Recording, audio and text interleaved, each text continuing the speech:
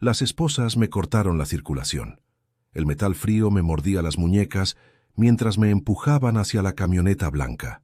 ICE. 3 letras que destrozan vidas. Yo las había escuchado miles de veces en susurros, en cocinas de restaurantes, en obras de construcción, pero nunca pensé que llegarían por mí. Era martes por la mañana. Yo estaba comprando un café en la esquina de la Vermont cuando los vi. 4 agentes, uniformes azul marino, chalecos antibalas. Se movían como cazadores que ya habían encontrado a su presa. ¿Rogelio Hernández?, me preguntó el más alto. Tenía ojos grises y una cicatriz en la barbilla. Mi corazón se detuvo. 30 años corriendo de este momento. 30 años despertándome cada madrugada con el miedo clavado en el estómago. Y ahora estaba aquí. Sí, dije. No tenía caso mentir. Mi voz sonó ronca, extraña. Tiene una orden de deportación pendiente, me dijo mostrando unos papeles. Debe acompañarnos. El café se me derramó en los zapatos. El dueño de la tienda, un salvadoreño que me conocía desde hace años, apartó la mirada. Los otros clientes fingieron no ver nada. Es la regla no escrita de nuestra comunidad. Cuando llega la migra te vuelves invisible. En la camioneta traté de pensar. ¿Cómo me habían encontrado? Durante décadas fui un fantasma perfecto. Nunca tuve multas de tránsito. Nunca me metí en problemas. Siempre pagué mis impuestos con un número falso del Seguro Social. Trabajé como una mula sin quejarme jamás. Solo 2 días antes había discutido con Luis, mi hijo, mi única familia en este país. Le había gritado cosas que ahora me arden en la garganta. Él me había mirado con esos ojos fríos que ya no reconocía, los mismos ojos que de niño se iluminaban cuando le mandaba dinero a México. «Deja de malgastar mi dinero», me había dicho, «mi dinero», como si 30 años de sudor no significaran nada, como si cada dólar que puse en sus cuentas bancarias hubiera caído del cielo. La camioneta se detuvo frente a un edificio gris. Centro de detención. Las palabras estaban escritas en inglés y español, como si quisieran asegurarse de que todos entendieran su humillación. Me bajaron a empujones. Otros detenidos esperaban en fila, hombres con miradas perdidas, mujeres llorando en silencio, niños aferrados a las piernas de sus padres. Un oficial me quitó los cordones de los zapatos y el cinturón. Me tomó las huellas. Me hizo fotos. Me dio un número. Ya no era Rogelio Hernández. Era el detenido 4367291. En la celda me senté en un banco de metal. Las paredes olían a desinfectante y desesperación. A mi lado, un muchacho de Honduras sollozaba. Del otro lado, un señor de Guatemala miraba al techo sin parpadear. Cerré los ojos. Las imágenes se mezclaban en mi cabeza como un huracán. Luis de niño, Luis adolescente, Luis adulto pidiéndome dinero, Luis mirándome con desprecio 2 días atrás. ¿Cómo había llegado hasta aquí? Todo empezó en 1991. Yo tenía 23 años y vivía en San José de Gracia, un pueblo de Michoacán donde las oportunidades eran tan escasas como la lluvia en tiempo de sequía. Mi padre cultivaba maíz en una parcela que apenas daba para comer. Mi madre lavaba ropa ajena para comprar frijoles. Mis hermanos se fueron uno por uno al norte. Yo fui el último en quedarme. La decisión llegó una noche de octubre. Mi mujer, Rosa, estaba embarazada de Luis. Llevaba 3 meses sin encontrar trabajo. El dinero se había acabado. Rosa lloraba en silencio mientras cosía ropa de bebé con retazos viejos.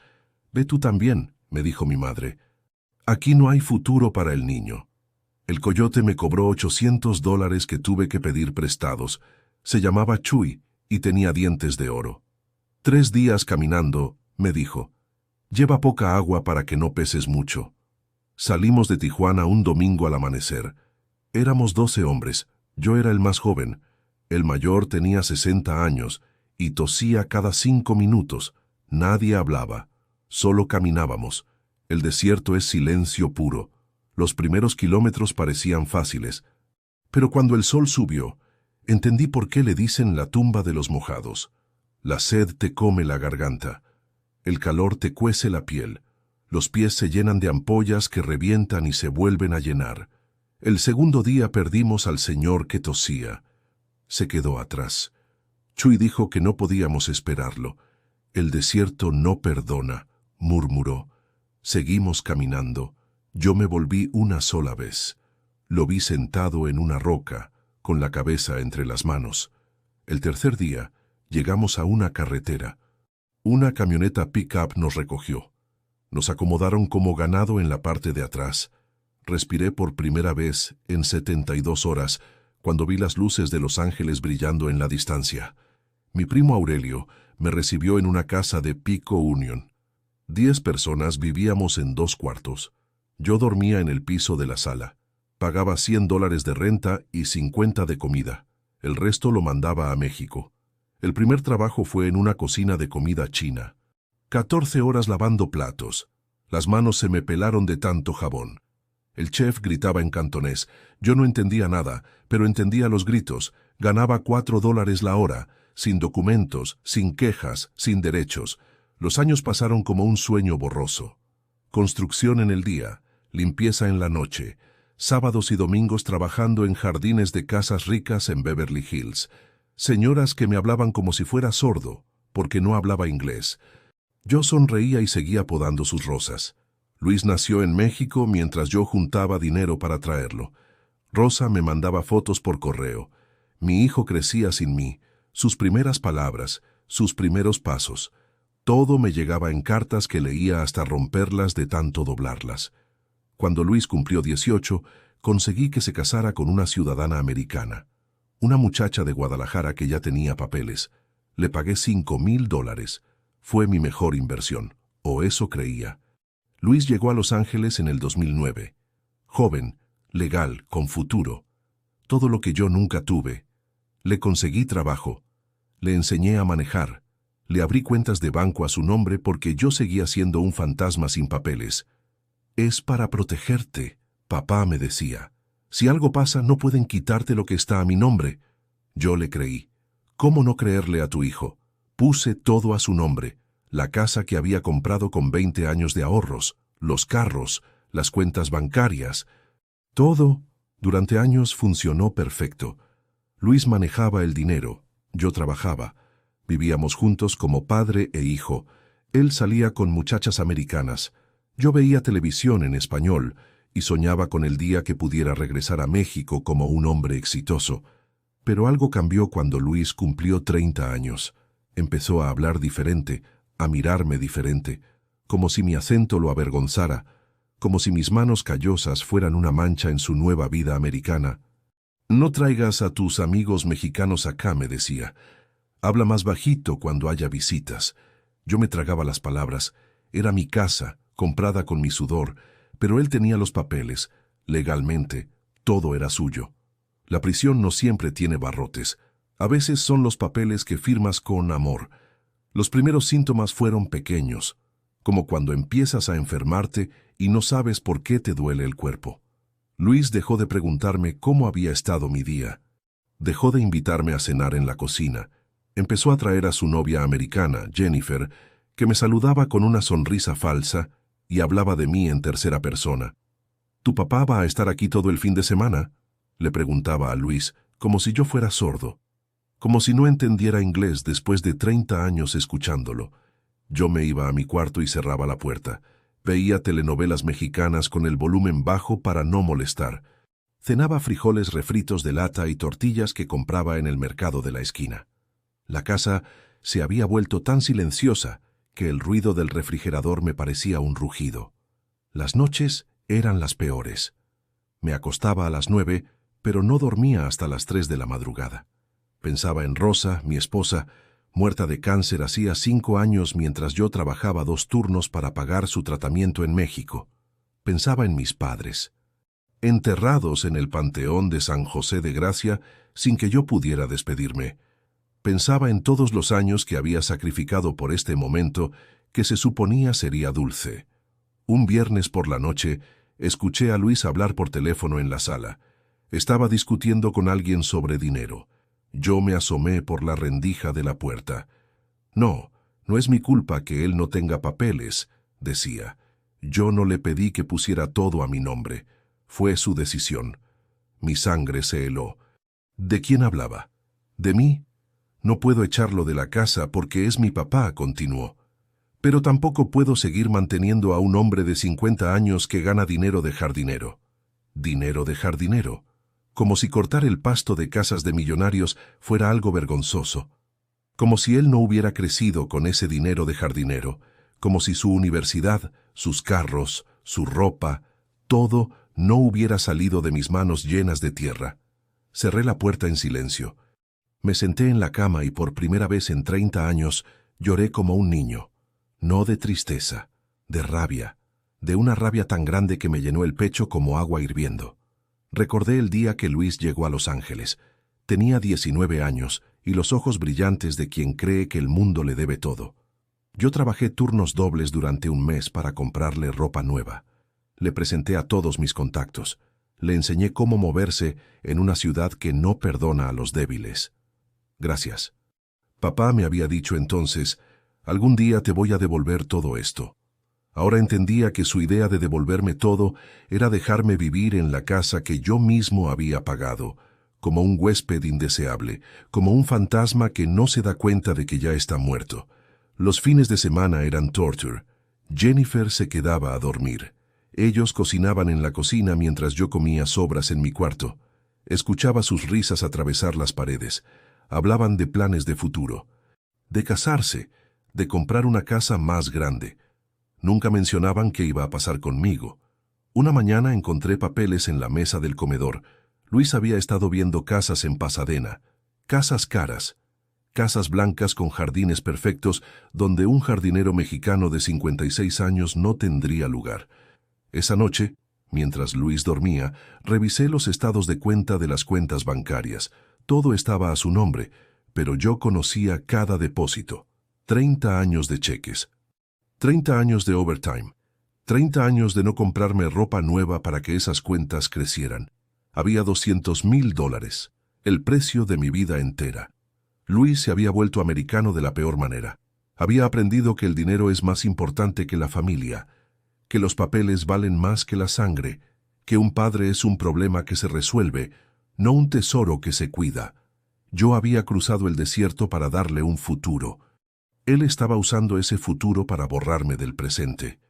El hambre no siempre es de comida. A veces es de respeto, de reconocimiento, de amor. Yo me estaba muriendo de hambre en una casa llena de todo lo que mis manos habían construido. Y por primera vez en mi vida sentí que la paciencia se me había acabado. La salvación llegó un martes por la tarde, disfrazada de una mujer de 60 años, con delantal floreado. Doña Carmen vivía en la casa de al lado desde hacía 15 años. Siempre me saludaba cuando yo regresaba del trabajo, pero nunca habíamos tenido una conversación real. Ese día me encontró sentado en el patio trasero, mirando las plantas que yo mismo había sembrado. Luis había llegado con Jennifer y estaban discutiendo sobre redecorar la sala. Hablaban de tirar mis muebles mexicanos porque no iban con el estilo moderno. ¿Está bien? Don Rogelio, me preguntó doña Carmen desde arriba de la barda. Sus ojos tenían esa sabiduría que solo viene de haber sufrido mucho. Sí, señora, mentí. ¿Todo bien? Ella se quedó callada un momento. Luego dijo algo que me partió el alma. Los hijos a veces se nos olvida de dónde vienen. Me volteé a verla. Sus ojos no tenían lástima, tenían comprensión. Esa diferencia me salvó de romperme ahí mismo. ¿Quiere un café?, me preguntó. Tengo pan dulce que compré en la panadería de la César Chávez. Su cocina olía a canela y recuerdos. Las paredes estaban llenas de fotos de sus nietos. En la mesa había un mantel bordado a mano que me recordó a mi madre. Mi hijo también se volvió muy americano, me dijo mientras servía el café. Vive en San Francisco, tiene una casa grande y una esposa güerita. Me visita en Navidad 2 horas y se va corriendo. Tomé el café en silencio. Estaba perfecto, como el que hacía Rosa. Pero yo aprendí algo, don Rogelio, continuó. Los hijos pueden lastimarnos, pero no pueden quitarnos lo que somos. Usted no es lo que tiene, es lo que ha dado. Sus palabras se me clavaron como agujas dulces. Por primera vez en meses, alguien me veía como una persona, no como un problema. El dinero que está a nombre de mi hijo, le dije de repente, Es mío, todo es mío. Lo sé, me respondió. Los vecinos sabemos todo. Sabemos que usted trabajó como burro durante 30 años. Sabemos que ese muchacho no trabajó un día hasta que cumplió 20. También sabemos que últimamente lo trata como si fuera su empleado. Me quedé helado. Los vecinos sabían. Era tan obvio mi humillación. Tengo una amiga, dijo doña Carmen bajando la voz. Se llama Esperanza. Trabaja en una organización que ayuda a personas como usted. Personas que han sido abusadas por su propia familia. La palabra abuso me golpeó como un puño. Yo nunca había pensado en eso de esa manera. Abuso era cuando te pegaban, cuando te gritaban, no cuando tu hijo te ignoraba en tu propia casa. No es abuso físico, dijo Esperanza como si leyera mi mente. Pero hay muchos tipos de abuso. El económico es uno de ellos. Esperanza Morales tenía 40 años y hablaba con la autoridad de alguien que había visto historias como la mía miles de veces. Su oficina estaba en un edificio pequeño de la avenida Vermont. Las paredes tenían pósters en español sobre derechos de inmigrantes y números de teléfono de ayuda. Cuénteme todo, me dijo. Le conté. Los 30 años, el dinero, Luis, los papeles, la humillación diaria, las conversaciones telefónicas que escuchaba por las noches. Mientras hablaba, ella tomaba notas en una libreta amarilla. ¿Usted tiene pruebas de que ese dinero es suyo?, me preguntó. Tengo algunos recibos viejos, le dije, y fotografías de los cheques que depositaba. Eso sirve. ¿Su hijo sabe que usted está aquí? No, y no puede saberlo. Esperanza se reclinó en su silla. Don Rogelio, lo que me está contando es explotación financiera de un adulto mayor. Es un delito. Su hijo está usando su estatus migratorio para controlarlo. Explotación financiera. Delito. Las palabras sonaban tan fuertes, tan oficiales, pero también sonaban verdaderas. ¿Qué puedo hacer?, le pregunté. Primero, documentar todo, conseguir copias de los estados de cuenta, hacer una lista de todo lo que ha contribuido. Segundo, considerar sacar su dinero antes de que él tome una decisión que lo deje en la calle. Pero él va a saber que fui yo. Don Rogelio, me dijo mirándome directamente a los ojos, usted tiene derecho a su propio dinero. No importa que no tenga papeles, el dinero que ganó trabajando es suyo. Me dio una tarjeta blanca con su número de teléfono. Piénselo, pero no lo piense demasiado. Los abusos económicos empiezan pequeños y se vuelven grandes. Si él ya está viendo casas sin incluirlo, las cosas van a empeorar. Salí de esa oficina con la cabeza dando vueltas. Durante 30 años había vivido con miedo.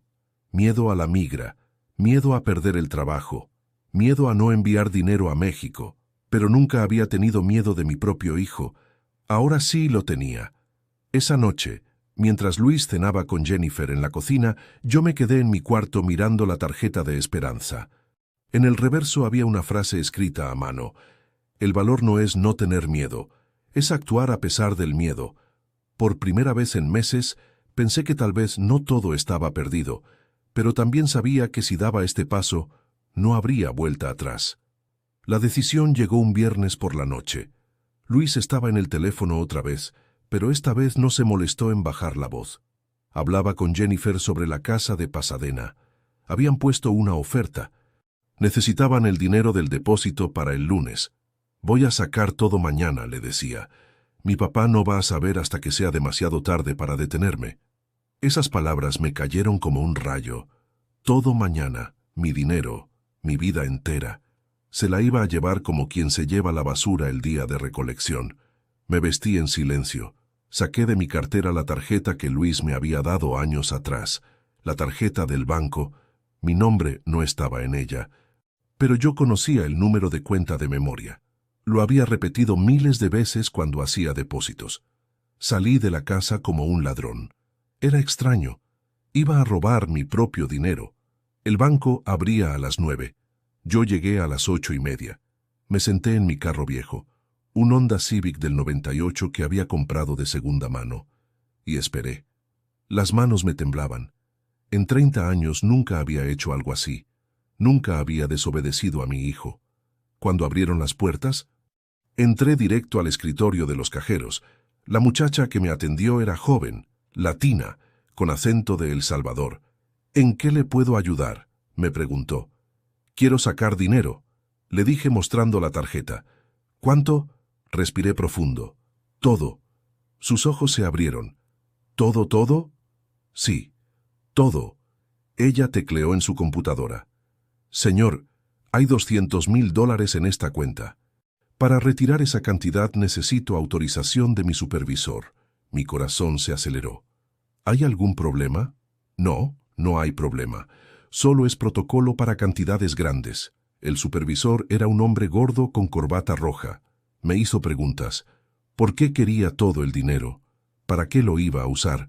Si estaba seguro de mi decisión. Yo le dije que era mi dinero y que tenía derecho a sacarlo. «¿Cómo lo quiere?», me preguntó la cajera.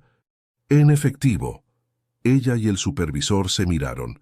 «Señor, no es recomendable andar con tanto efectivo. ¿Por qué no abre una cuenta en otro banco?». «En efectivo», repetí. Media hora después salí del banco con un sobre manila lleno de billetes de $100. Nunca había tenido tanto dinero junto. El sobre pesaba como un ladrillo. Lo puse en el asiento del copiloto y manejé sin destino. No sabía qué hacer. No sabía a dónde ir. Solo sabía que por primera vez en meses me sentía libre. Manejé por East L.A. durante 2 horas. Pasé por las calles donde había trabajado, por los restaurantes donde había lavado platos, por las casas donde había cortado césped.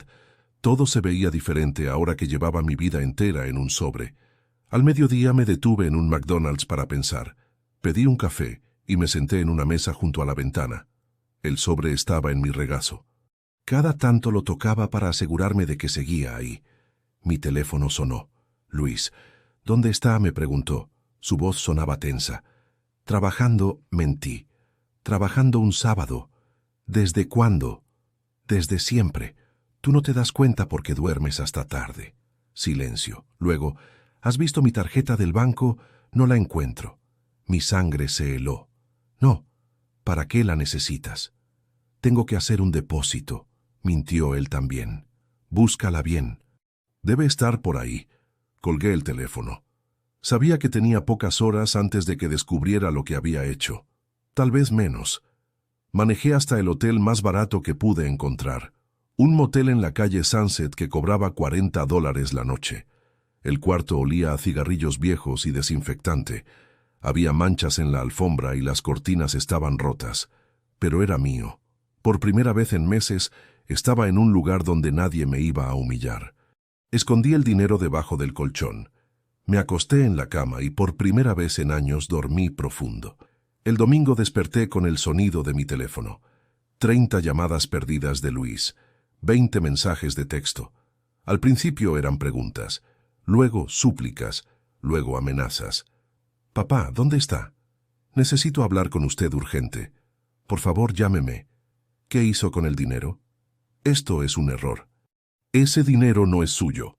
Si no me llama voy a tener que tomar medidas legales». Medidas legales. Mi propio hijo me amenazaba con abogados. El lunes por la mañana fui a desayunar a un restaurante mexicano cerca del motel. Me senté en una mesa del fondo y pedí huevos rancheros. Por primera vez en meses comí con apetito. Estaba terminando mi café cuando los vi entrar. 2 oficiales de policía, uniformes azul marino, radios crepitando. Caminaron directo hacia mi mesa. «¿Es usted Rogelio Hernández?», me preguntó el más alto. «Sí». «Su hijo interpuso una denuncia por robo. Dice que usted tomó dinero que no le pertenece». Mi mundo se derrumbó. Luis había llamado a la policía. Mi propio hijo me había denunciado como un ladrón. «Ese dinero es mío», les dije. «Lo gané trabajando 30 años». «Eso lo va a tener que explicar en la estación», me dijeron. En la patrulla, camino a la estación, entendí que había sido ingenuo. Luis no solo tenía los papeles del dinero, también tenía papeles que yo no tenía. Papeles de ciudadanía. Papeles que lo hacían más creíble que yo ante la ley. En la estación me esperaba otra sorpresa. Cuando corrieron mi nombre en el sistema, encontraron algo que yo había olvidado. Una orden de deportación vieja. de 1995. De una vez que me habían agarrado en una redada, pero había logrado escapar antes del juicio. «Señor Hernández», me dijo el detective, además del tema del dinero, tiene un problema con inmigración. Llamaron a ICE. 2 horas después llegaron los agentes que me habían arrestado el martes por la mañana comprando café. Luis había matado 2 pájaros de un tiro. Se había deshecho del problema del dinero y del problema de tenerme viviendo en su casa. En la celda de detención de ICE, mientras esperaba mi audiencia, pensé en la ironía de todo. Había trabajado 30 años para darle a mi hijo una vida mejor. Él había usado esa vida mejor para destruir la mía. Mi propio hijo me había deportado. La audiencia fue un lunes por la mañana en una sala fría de la Corte de Inmigración. Yo estaba esposado, vestido con el uniforme naranja del centro de detención. El juez era un hombre mayor con lentes gruesos que hablaba como si estuviera leyendo el menú de un restaurante. «Señor Hernández, usted tiene una orden de deportación pendiente desde 1995. ¿Por qué no se presentó a su audiencia original?» Mi abogado de oficio era una muchacha joven que había revisado mi caso 5 minutos antes de entrar a la sala. Se llamaba Sara y tenía acento de Texas. «Su señoría», dijo Sara, leyendo de una carpeta amarilla. «Mi cliente no habla inglés fluido y posiblemente no entendió la importancia de presentarse». «Eso no es excusa», respondió el juez. «Tuvo 30 años para regularizar su situación». «30 años». Como si hubiera estado de vacaciones todo este tiempo, como si no hubiera trabajado como animal para contribuir a este país que ahora me echaba como a un perro. En la primera fila de la audiencia estaba Luis, mi hijo, vestido con traje gris, corbata azul, como un hombre importante. Junto a él estaba Jennifer, su novia, que miraba sus uñas pintadas como si todo esto fuera un trámite aburrido.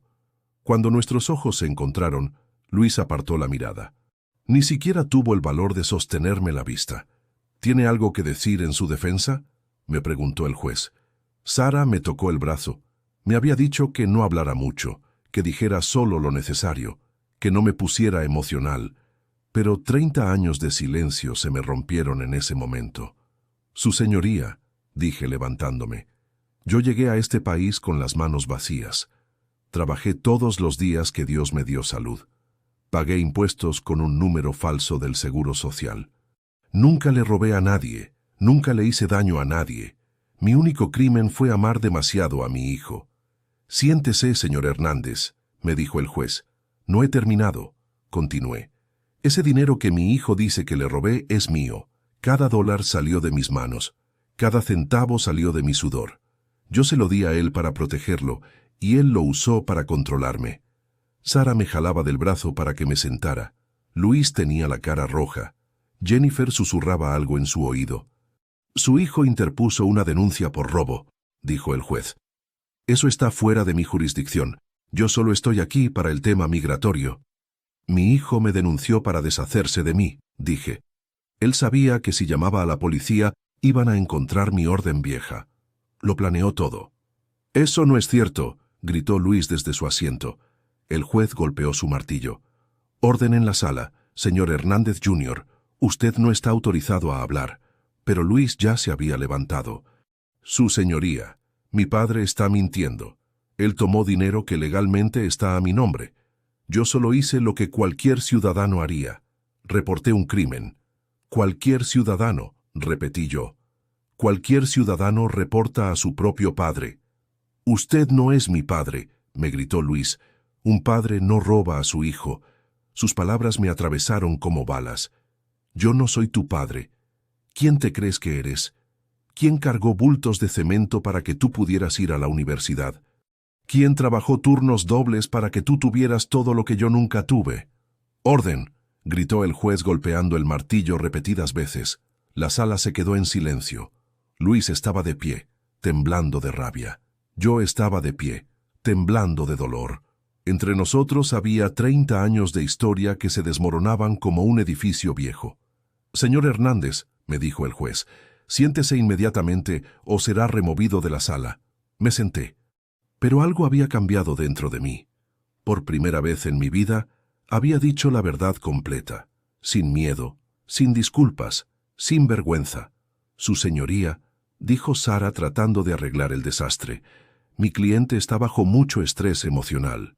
Solicito una pausa para que pueda consultar con él. Negado, respondió el juez. He escuchado suficiente, señor Hernández. Usted ha estado en este país ilegalmente por 30 años. Evadió una audiencia legal en 1995. Ha confesado usar documentos fraudulentos para trabajar. La deportación es inevitable. ¿Cuándo?, preguntó Sara. Dentro de 15 días, si no apela. ¿Y si apelo? Puede apelar, pero la orden se mantiene vigente. Permanecerá detenido durante el proceso. Sara se volvió hacia mí. ¿Quiere apelar? Miré hacia donde estaba Luis. Él me miraba ahora, pero sus ojos estaban llenos de algo que no pude descifrar. ¿Arrepentimiento? ¿Tristeza? ¿O simplemente la satisfacción de haber ganado? No, Michiu, le dije a Sara. No voy a apelar. ¿Estás seguro? Podemos intentar. Estoy seguro. En ese momento, entendí algo que me cambió para siempre. Yo no podía obligar a Luis a amarme. No podía obligarlo a respetarme. No podía obligarlo a recordar de dónde venía, pero sí podía elegir conservar mi dignidad. Su señoría, dije levantándome una última vez, acepto la deportación, pero quiero que conste en el récord que yo no soy un criminal. Soy un padre que amó demasiado a un hijo que se avergonzó de él. Esta vez Luis no apartó la mirada. Por un segundo, vi al niño que había sido. Al niño que me esperaba en México mientras yo trabajaba en este país para darle un futuro. Ese niño había muerto. En su lugar había un hombre que podía denunciar a su propio padre para proteger su dinero. Cuando me llevaron de vuelta al centro de detención, caminé con la cabeza en alto. Había perdido todo: mi dinero, mi casa, mi hijo, mi vida en Estados Unidos, pero había recuperado algo que no sabía que había perdido: mi propia voz. El avión aterrizó en Guadalajara un viernes por la tarde. 30 años después de cruzar la frontera caminando, regresaba en un vuelo de deportación con grilletes en los pies. Pero por primera vez en mucho tiempo, no sentía miedo. En el aeropuerto me esperaba un funcionario mexicano con una carpeta gris. Me hizo preguntas de rutina. ¿Dónde iba a vivir? ¿Tenía familia en México? ¿Necesitaba ayuda médica? Respondí todo mecánicamente. Mi mente estaba en otro lado. El autobús a Michoacán tardó 4 horas. Durante el viaje miré por la ventana los campos que había olvidado. El maíz crecía en parcelas pequeñas. Las casas de adobe tenían techos de lámina oxidada. Los niños jugaban en patios de tierra. Todo se veía más pequeño de como lo recordaba. San José de Gracia no había cambiado mucho. Las mismas calles empedradas, las mismas iglesias, los mismos perros callejeros. Pero yo ya no era el mismo hombre que se había ido. La casa de mis padres estaba vacía desde que murieron. Mi hermana mayor, Guadalupe, me había mandado las llaves por correo años atrás. Por si algún día regresas, me había escrito. Nunca pensé que ese día llegaría así. Abrí la puerta con manos temblorosas. El interior olía a tiempo y abandono. Los muebles estaban cubiertos de polvo. En la mesa del comedor había una foto de mis padres el día de su boda. Él con traje prestado. Ella con vestido blanco que había cosido la noche anterior. Los dos sonriendo como si el mundo fuera suyo. Esa noche dormí en mi cuarto de la infancia, en la misma cama donde había soñado con cruzar la frontera. Las paredes tenían las mismas marcas donde mi madre medía mi altura cada año. La última marca decía, Rogelio, 18 años, 1986. El año antes de irme, durante las primeras semanas, viví como un fantasma. Compraba comida en la tienda del pueblo. Los dueños me reconocían, pero no sabían qué decir. ¿Cómo está Rogelio?, me preguntaban. ¿Ya está de vacaciones? Yo sonreía y no corregía su malentendido. El dinero que había retirado del banco me duró 3 meses. Después tuve que buscar trabajo. Don Esteban, que tenía una ferretería en la plaza, me dio trabajo como encargado. Ganaba en un mes lo que antes ganaba en un día en Los Ángeles, pero era suficiente. Los primeros meses fueron los más duros. No por la pobreza, por la soledad. Luis no volvió a llamar. ni una sola vez, como si 30 años de historia se pudieran borrar con una orden de deportación. Una tarde, mientras barría la ferretería, llegó una mujer joven con un niño de la mano. El niño tenía los ojos grandes y curiosos como los de Luis cuando era pequeño. ¿Usted es don Rogelio?, me preguntó la mujer. ¿El que vivió en Estados Unidos? Sí, le respondí. Mi marido está allá, me dijo. Hace 3 años que no lo veo. Dice que ya tiene dinero para traernos, pero siempre sale algo. Yo no sé si creerle. Vi en sus ojos la misma esperanza desesperada que yo había tenido 30 años atrás. La misma fe ciega en que el sacrificio valdría la pena. ¿Cómo se llama?, le pregunté. Rosa, me dijo, como mi esposa muerta. Rosa, le dije, siéntate un momento. Le conté mi historia. Todo, el desierto, los 30 años de trabajo, Luis, la traición, la deportación. Ella escuchaba en silencio mientras su hijo jugaba con unos clavos en el piso. ¿Qué me aconseja?, me preguntó cuando terminé. Que no confíes ciegamente, le dije. Que no pongas todo a nombre de tu hijo cuando llegue a los Estados Unidos. Que recuerdes siempre de dónde vienes. Desde entonces, Rosa venía a la ferretería una vez por semana. Otras mujeres empezaron a venir también, mujeres con maridos en el norte. Hombres que querían irse, jóvenes que soñaban con el sueño americano. Yo les contaba mi historia. No para desanimarlos, para prepararlos. Les enseñaba qué papeles guardar, cómo proteger su dinero, cómo mantener la dignidad en un país que no siempre la respeta. Don Esteban me dejó poner una mesa pequeña en la parte de atrás de la ferretería. Los sábados por la tarde daba consejos gratis, consultas con don Rogelio, decía un letrero que hice a mano. Algunas historias terminaban bien, otras no, pero todas me enseñaban algo nuevo sobre el valor y la resistencia. 1 año después de mi deportación, recibí una carta. Era de Esperanza Morales, la mujer que me había ayudado en Los Ángeles. Me contaba que había ayudado a 5 familias más, usando mi historia como ejemplo. Su caso ayudó a cambiar la ley, me escribía. Ahora es más difícil que los hijos abusen financieramente de sus padres inmigrantes. Esa carta me la sabía de memoria. La releía cada noche antes de dormir. Hoy tengo 58 años, vivo en la misma casa donde nací, trabajo en la misma ferretería, gano poco dinero, pero duermo tranquilo. Ya no tengo miedo, ni de la pobreza, ni de la soledad, ni del futuro. A veces pienso en Luis. Me pregunto si estará feliz en su casa de Pasadena, si Jennifer se casó con él, si tienen hijos, si les cuenta a esos hijos que su abuelo existe. No lo odio. Eso me sorprende incluso a mí. Estoy triste por él, porque perdió algo que no se puede comprar con dinero. Perdió la oportunidad de ser un buen hijo. Mi historia no es única. Hay miles como yo. Padres que sacrifican todo por hijos que se olvidan de dónde vienen. Inmigrantes que trabajan décadas para construir algo que otros pueden destruir en un día. Pero también hay esperanza. En cada rosa que viene a mi mesa, en cada joven que escucha mis consejos, en cada familia que aprende de mis errores. El sueño americano sigue vivo, pero hay que soñarlo con los ojos abiertos, con papeles que protejan, con dignidad que no se negocia, con amor que no se rinde, pero que tampoco se ciega. A los que están allá no son invisibles. Valen más de lo que creen. Su trabajo tiene valor, su sacrificio tiene significado, y su historia, por dolorosa que sea, puede ser la salvación de otros. A los hijos de inmigrantes, recuerden de dónde vienen. Honren las manos que los alimentaron. Protejan a quienes los protegieron. La ciudadanía americana no los hace superiores, los hace responsables. Mi nombre es Rogelio Hernández. Tengo 58 años. Vivo en San José de Gracia, Michoacán, y esta es mi historia.